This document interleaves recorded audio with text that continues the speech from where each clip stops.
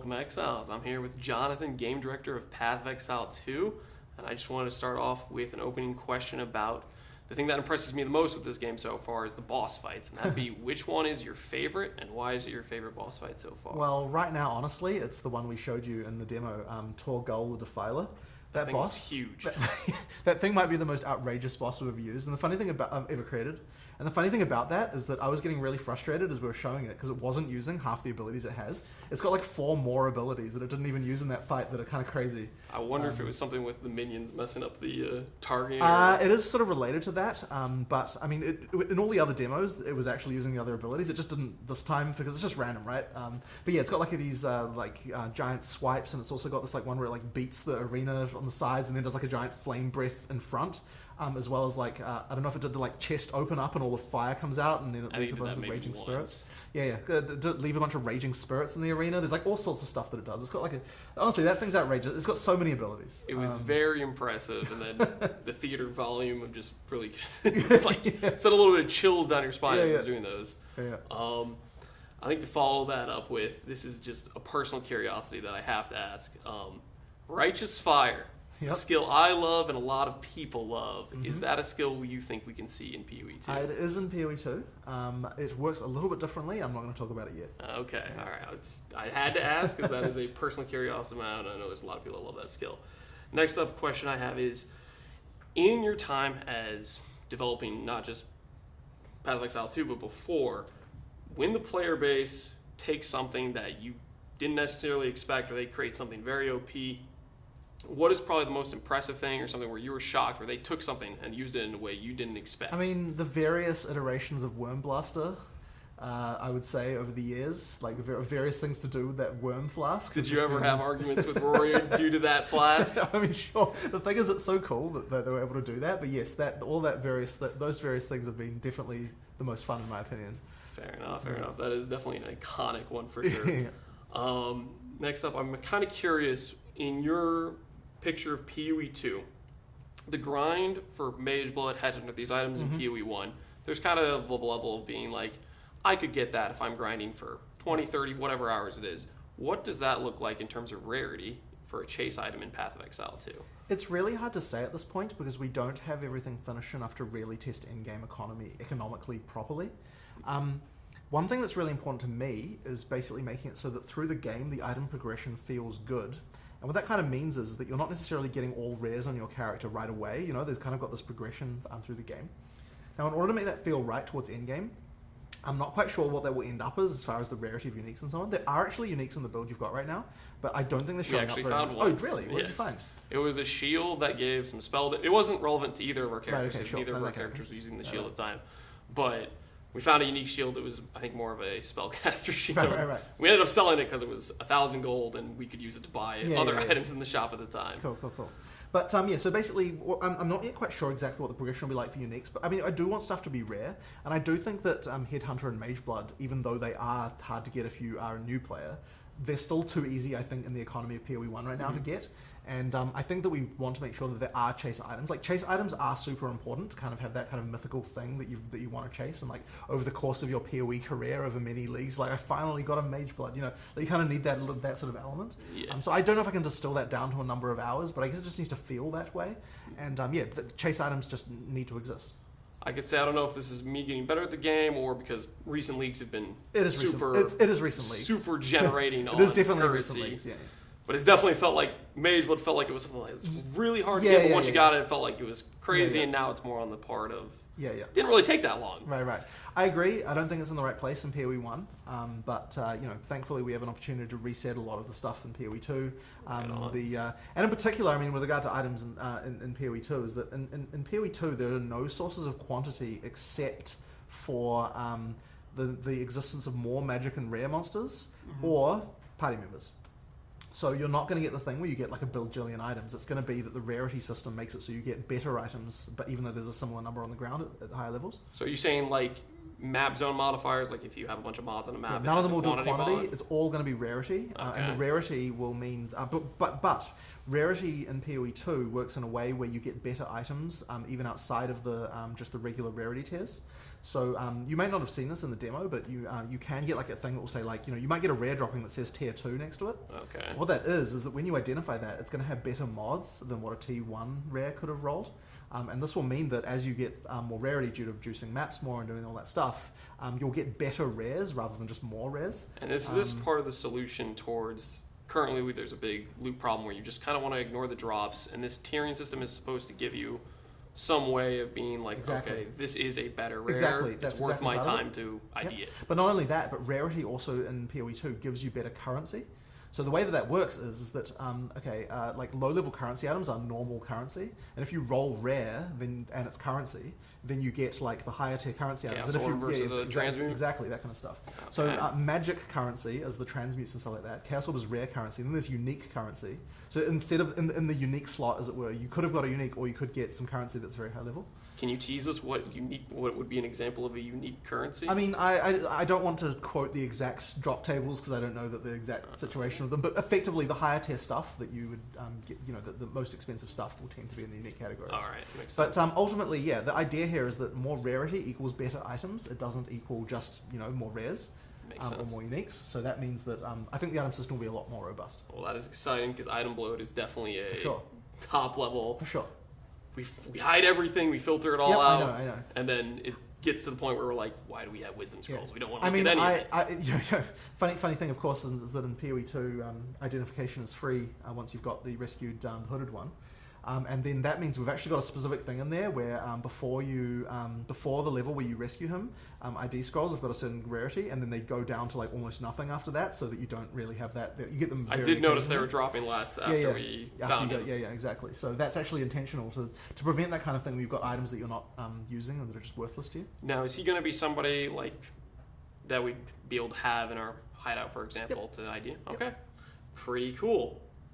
Now, one thing I want to touch on is in terms of the economy side. Prior to LE's launch, you guys noticed that they were doing a pretty cool trade system, and you had mentioned instant buyouts and using the gold as a tax fee. Since watching that game launch and how that trade system played out, have you guys changed your mind or perspective on how you're going to approach trade in PoE 2? We're still thinking the same thing. I think that the way we plan to do it is more restrictive than what they were doing, and so like using the gold in the way that we're planning on using it. So I don't think that there's any inherent issue with the plan that we have. But that being said, we'll find out in early access very quickly whether or not there's a problem. Yeah. My belief is that we will be able to have instant buyouts and no hyperinflation in the economy at the same time, so long as we can price the gold price for this correctly. But what that might mean is that players are initially kind of angry at how much the gold costs. Trade items. We have to trade equipment, to be clear, because currency items have no problem. We can price those very low in the thing because currency items are inherently because they're homogenous. You kind of get like a market price establishing liquidity very early. Yes. Whereas for equipment, there's no sink for equipment. And so therefore, you can get hyperinflation if you're not careful, and that's why you need to make trade of equipment much more difficult. Because people can market manipulate and go buy 10 of the very rare item and make it seem hyperly... Currency, very difficult to do that with. Like, you can have a liquid currency market, and making that easier by just having a more market-like system. Now, would that be a thing that would apply to Mirrors of Collider, a much more rare currency where they could start to target and manipulate it? I don't know. I mean, look, we'll find out when we try it. But I believe it should be okay to have mirrors even in the currency market as opposed to the equipment market. I think it will be okay. But we'll see. Find out. All right. Next thing I'm kind of curious about is specifically. We know the mapping system is planned for PoE 2, and there's various league mechanics that you're planning to port over over time based on what fits in PoE 2's current escape. Will we expect entirely new endgame bosses, or will some of the ones we know return? So in if you're talking about with regard to the league content, I suspect what will happen is that we will upgrade the existing for when we're making a league return. We'll probably upgrade the existing ones, add new abilities instead of change them, but they will be fundamentally the same boss, just upgraded and cooler looking. So if you brought Ultimatum, you'd modify We'd get Trial Master, we'd modify. I mean, we'd make it cool. Like it will be different because the standard of a boss in PoE 2 is higher than it is in PoE 1, so there's more stuff. This is even true for some content that we've made. I mean, this is a bit of a weirder story, but there's some content that got made for PoE 2. Then we did a thing with using it in PoE 1, and then when I we can picture it right now. We fought the Sanctum Candle boss. Oh yeah. That's an example. PoE, I think. Yes, exactly. I played it just today. Exactly. So that originally was made for PoE 2, and then it got put in PoE 1 as a boss in Sanctum, and then we put it back in PoE 2 again, and we had to make changes again to make it PoE 2. He's definitely standard. different than he was in Sanctum. Yeah. So I mean, on some level, you could argue he's the same boss as before. Well, he looks like a dude with a bunch of candles. Yeah. But it is a different boss Yes. as far as like other mechanics go. So. It was pretty cool running into that boss. Like, that's the boss from Sanctum. I recognize, and he obviously did different abilities and stuff. Yeah. Now, I also am curious in that question. Iconic bosses, Shaper, Itziri, these sorts of things. I don't think we would do Shaper. I think that is a thing that is PoE 1 lore. Leave it there. Leave it, exactly. Okay. Leave it there. I think the leagues are a little bit different in this regard, but I don't think that stuff that's core to like the Atlas of PoE 1 would be something that we'd want to bring over. Okay. That being said, I mean, you never know, right? I mean, like, we'll be like, oh man, wouldn't it be cool if we did this? Like, you never know. So, Some like, sort of legacy throwback. Yeah, sure. Okay. But either way, even if we did do that, it would certainly be a different boss. Like, even thematically, it would be like, oh, the Shaper's back because he's doing X and he's got different abilities and stuff. So it would be effectively a different boss at that point. Okay. But I mean, once again, I have zero plans for that. I'm just kind of saying, like, no promises. No promises about that. But one way or the other. Fair enough. I'll see him soon, I guess.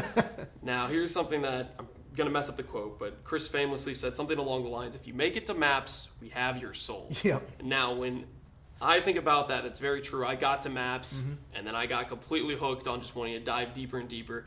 Do you expect the point of where they've played this game enough, they're in it? Do you expect that to be before maps in PoE 2? Honestly, it's hard to say, but I mean, the thing with the map system is it's really where the game sort of starts to open up and like you really sort of understand some of the stuff that you can do. So I think it really is.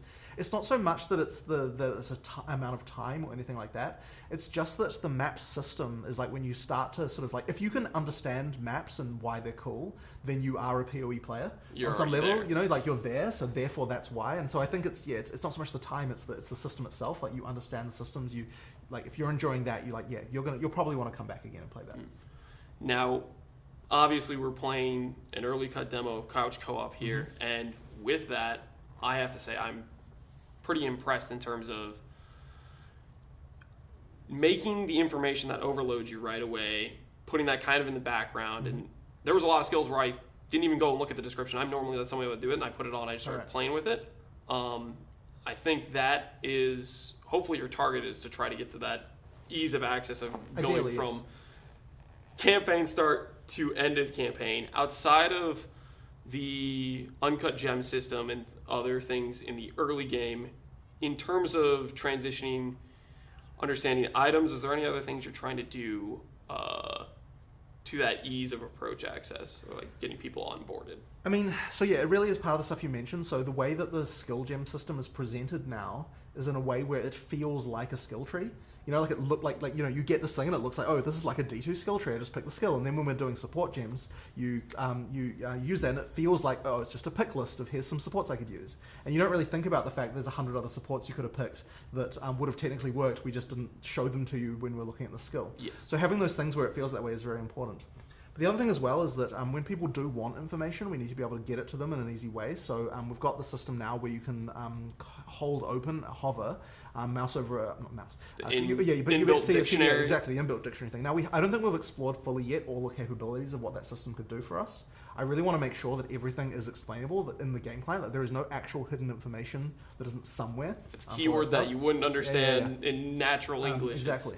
But on some level, that stuff isn't really what helps new players. Like, what helps new players is effectively like guiding them towards an easy enough path where they feel like their choices haven't expanded too much. And like the passive tree is always going to be the passive tree, so that's always like a crazy thing like that. But at least with the skill system now, you can kind of feel like, okay, here's some sort of obvious choices, some simple things I can just pick, and if I do that, I'm probably not going to go too far wrong. I can probably finish the campaign without really having to like dig into some build guide to be able to do that, if you know what I mean. Yeah. And then when you see the build guides later, you're like, oh, there's all this other shit I could have done. I didn't realize I could pick stuff from other classes. I didn't realize I could mix the skill gem with the support and so on. And then that's the stuff when you kind of really start to take off. But at least for the kind of like, for the new player, you should be able to get enough through to understand that with just what we're showing. Well, I'm hopeful. I know I've even talked to my brother, who initially was the first one who invited me to go try Path of Exile, and I got it completely hooked. he's even talking about previously, I didn't even bring it up, and he's thinking, I'm going to try out Path of Exile 2. He's seen a lot of the demos and stuff you guys are putting out, showcasing the characters and stuff, and I think that'll probably be a selling point for somebody like him who didn't really want to dive as deep right away with all the overload of information. Right. So we'll see how that pans out. I'm excited for it. Now, I want to also ask, I've quite a few questions here, but I want to make sure I pick and choose ones that are things that I'm quite curious about. Way back when, first ExileCon, and I'm not going to remember this 100% correctly, but there was some sort of idea in an Ascendancy that had the ability to use, it was either bow skills with a melee weapon, or it was using melee skills with a bow, or something like that. Was. Now that my animators really don't like this one. Have they rioted over it? Well, I mean, so like that's the kind of thing that I love, because I like just like coming up with weird stuff like that. We might still do it. I don't know.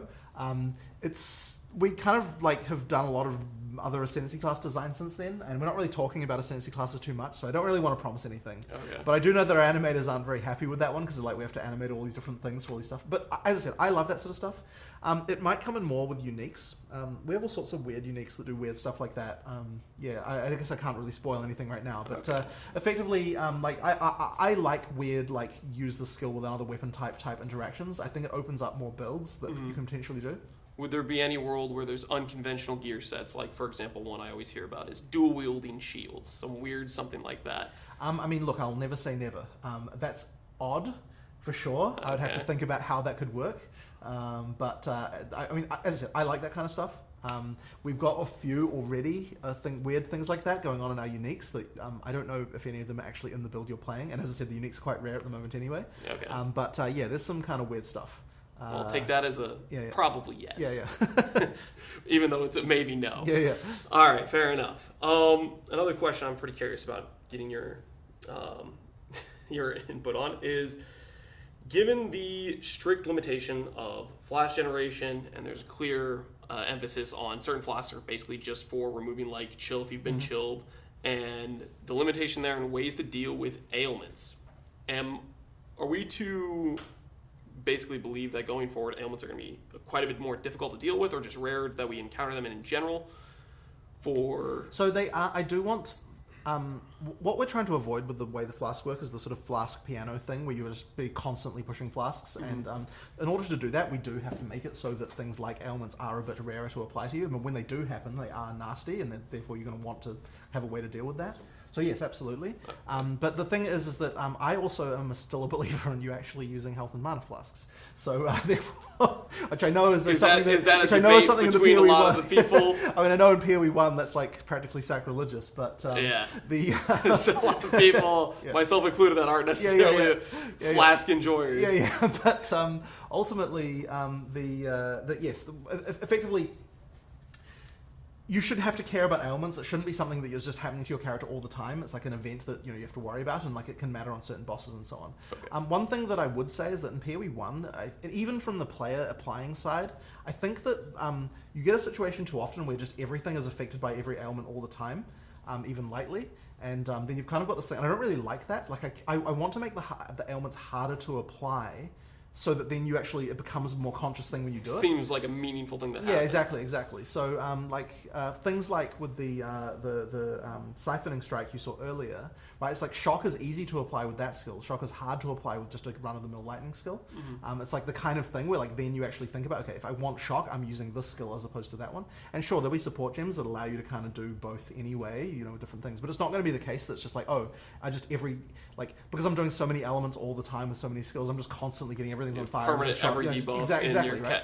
Yes, I really don't like that. So I think in general, what we want, less debuffs, more meaningful debuffs that do more. Okay, I appreciate that. I was mainly thinking about the aspect of, if it's going to be harder for us to deal with ailments, then it would be hopefully something that we encountered less often. Right. Now, I think we'll finish up with one last question. I'm going to have to choose, hopefully, a decent one to finish on.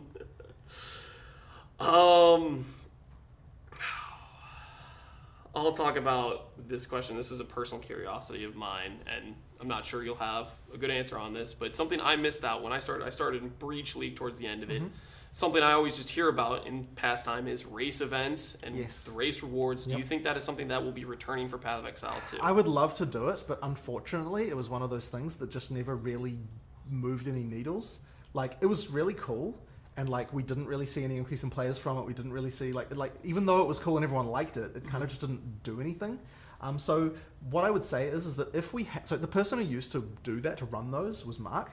And Mark's kind of got a lot of other stuff on his plate. Yeah. So basically, if Mark just did that, I'm sure they would be great and would still have them. But we'd need to find another person like Mark just to run that, who has like a good understanding of like what it would mean to run PoE seasons, and for them to be able to do that without having to like derail everyone else on the design team. Because effectively, all it was is literally Mark could make another race season, or he could make another boss. And we'd rather have the boss. And that's literally all it was. So yeah, as I said, no philosophical issue with them or anything like that. I'd love to have them. I did enjoy playing them myself, but yeah, it just kind of wasn't worth the time that we had for the people who needed to be making it, to be doing it. Right on. Well, I guess we can hope that maybe yes. I mean, some world Mark I'd love to finds do it. extra free time. Yep. Well, thank you for letting me do this interview with you today. No problem. And I'm sure everyone that got these answers are really appreciative of it. I really Thank you very much. for taking your time. Yeah. All right, take care. Peace out, Exile.